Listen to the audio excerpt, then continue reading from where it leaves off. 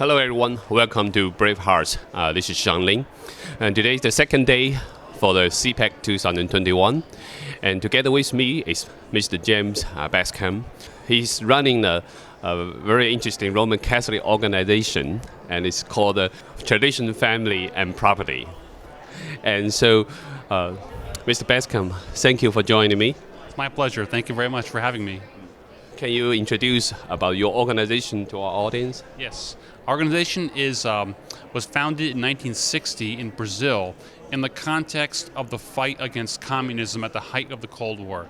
So we're currently present in 35 countries, including the United States, and we always called ourselves the largest network of Catholic anti-communist organizations in the world.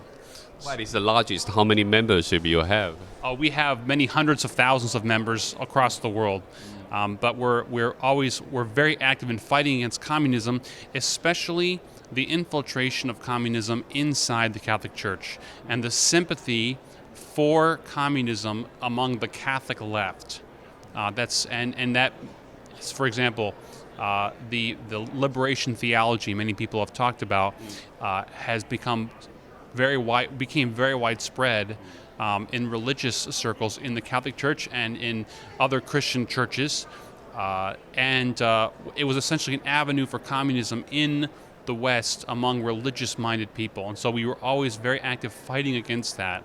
When did they start it? These ideologies to be infiltrated into the religious community. Yes. Well, actually, it began well over at more or less the time when the first communist revolution happened in 1917, and even before, you had religious-minded people begin to have sympathy for the utopia of communism. So at the end of the 19th century, early 20th century, and in the United States and all over the world, and that was condemned. Communism and socialism was condemned many times by the popes at that time, but nevertheless, there were always some Catholics who were sympathetic to communism, even though communism persecuted religion. Always persecuted religion.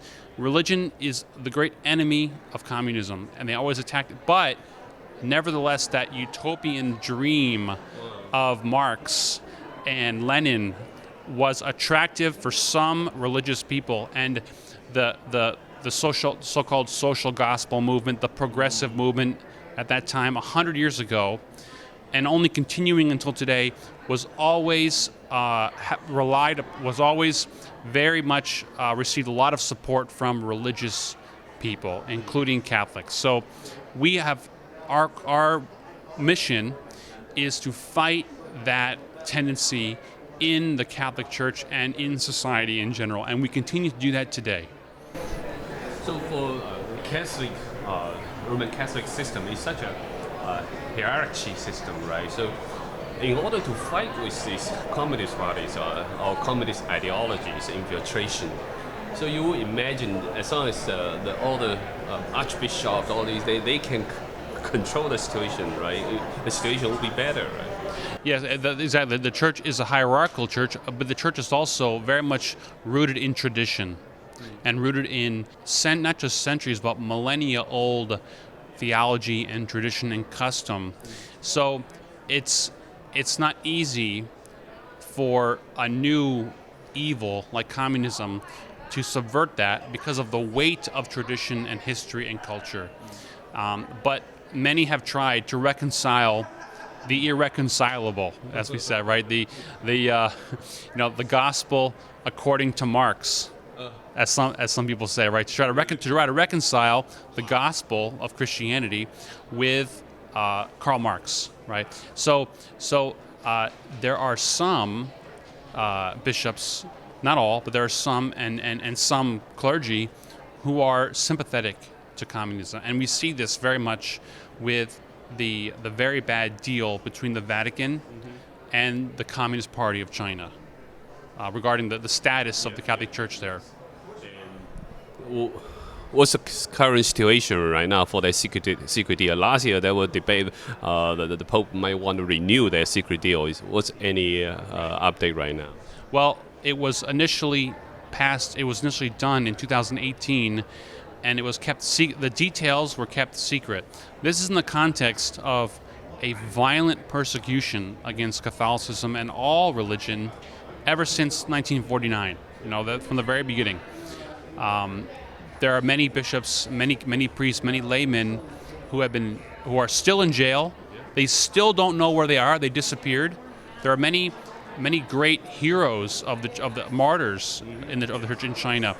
Cardinal Joseph Kung, for example, he died, but he was a great hero of resistance against communism. Today we have Cardinal Zen, who has been of Hong Kong, former Archbishop of Hong Kong, very strong voice against Communist Party, against the persecution, and in spite of all of that clear evidence, in spite of most Catholics in the West even at least suspicious of the regime, the Vatican still went ahead and did it anyway. Why? Because there are some cardinals, and even Pope Francis himself, who has at least some sympathy with the regime, and they have this mistaken notion that by appeasing the regime, you can make things better for the people, which never works. Has never worked, will never work. But nevertheless, that dream is still there. But do you think, in essence, it's actually a betrayal for all the Catholic inside China, right? Because the government running the communist version of the Catholic churches, the official sanctioned churches, and the underground ones were actually heavily suppressed. Right. Absolutely, it's a betrayal, and it is a betrayal. I think the proper word is betrayal, because very shortly after that deal was first done in 2018 and then renewed last October, the government immediately went into churches, destroyed many churches that were illegal, between quotes, removed crucifixes and put pictures of Mao Zedong inside the churches, required Catholics in churches to sing patriotic, between quotes, music, to put red flags on the churches on the outside, to make the patriotic education. Exactly. The sinicization, if I'm not mistaken, of Catholicism, of the sinization, exactly. The persecution has only increased since the deal was signed, and very good. It was a very good statement Secretary of State Pompeo wrote shortly before the renewal that was very strong against the communist Chinese persecution of Catholicism. It came out in First Things, an article last year. So it's very tragic, but we are fighting and resisting here in the West and trying to defend our brothers in China who are being persecuted by the Communist Party. So can you also tell us about your organization, why you link tradition, family, and the property together? Because those are the three pillars of civilization. We need to defend our traditions, our history, our culture. The idea of transmission of that which is the deposit of good customs and good traditions, and the history of our nation has to be preserved and transmitted. And we see that under attack today very much. For example, the statues controversy in the United States. The left wanted to tear down statues.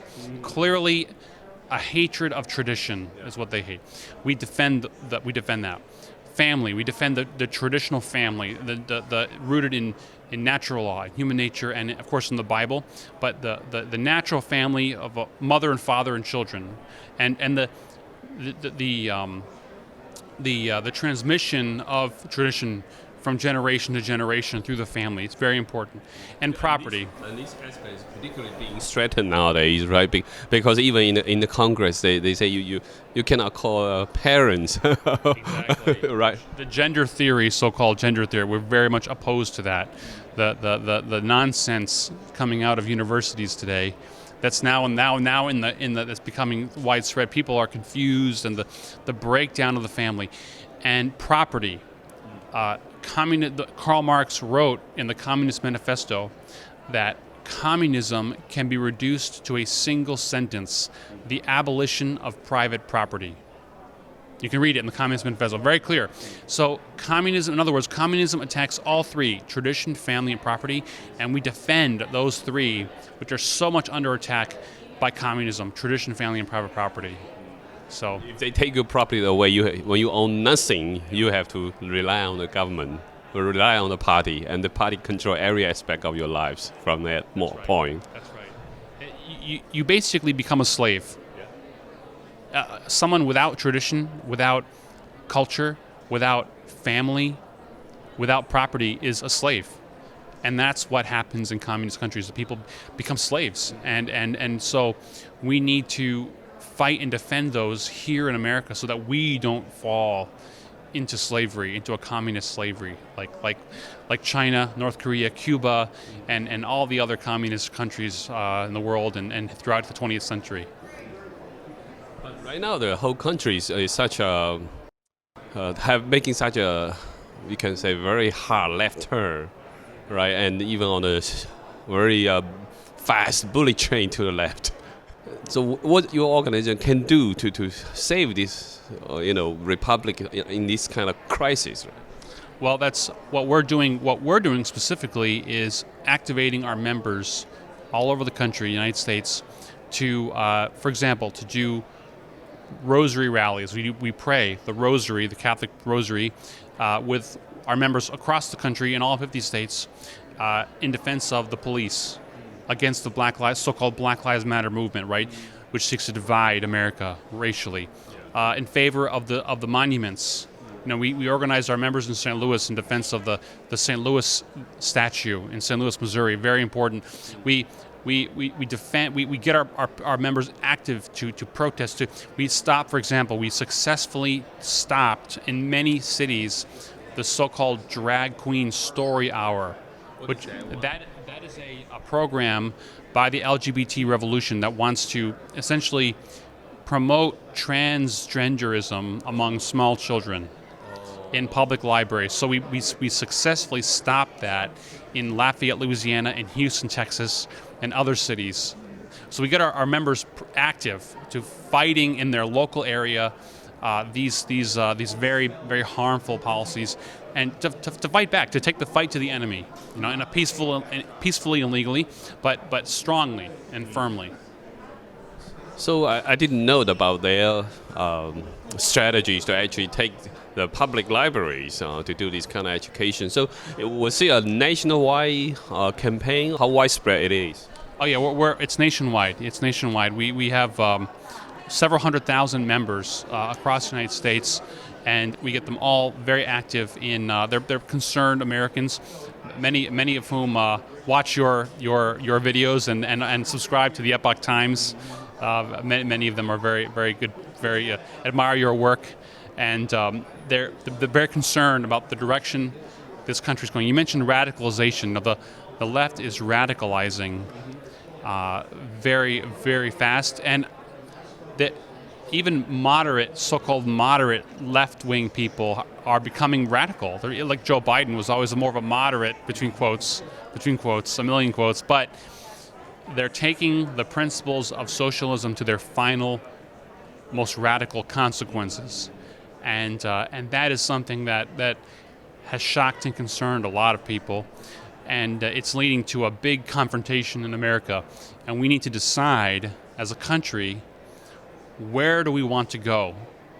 Do we want to become like North Korea, or do we want to be or what's happening become a slave nation under communism, or do we want to be a free nation that respects God's law? Yes, we need to follow God's law. Otherwise, in the future, we didn't even know the sex gender for our future generation. It's craziness, absolute craziness. But that you see in China, there are no family rights, there are no parental rights. I mean, whatever the government, they can destroy the family. They can the one child, the so-called one child policy has done so much harm to the family. We have to fight those things here and do everything we can to make keep America free, and to fight the Communist Party's control over that's enslaving the Chinese people as much as we can. I hope that Chinese people will also have the courage to stand up as well against the communist regimes, and so hopefully U.S. people and Chinese people work together on this one. Well, thank you very much for joining me. My pleasure. Thank you. Thank you, and hope all your missions works. Thank you. I appreciate the time, and I pray and hope the best for your apostolate and your campaigns against communism. Thank you so much. Thank you.